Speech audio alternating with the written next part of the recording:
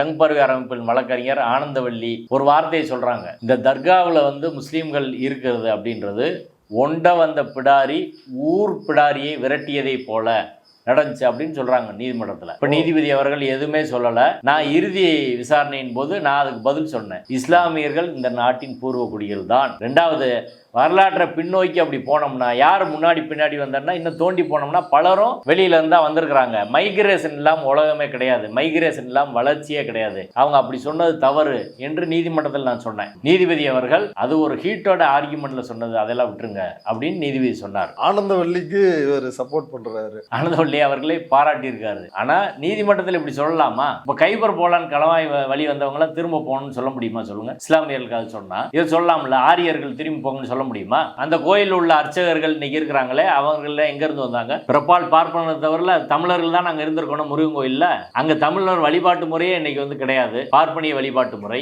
அடுத்து தமிழர்கள் அங்க அர்ச்சகர்கள் கிடையாது. முருகனுக்கு சுப்பிரமணியன் எப்படி தமிழ் கடவுளுக்கு எப்படிங்க சமஸ்கிருதத்தில் அர்ச்சனை பண்ண முடியும்? இதெல்லாம் கேட்டு மாத்துங்கன்னா மாத்திருவாங்களா?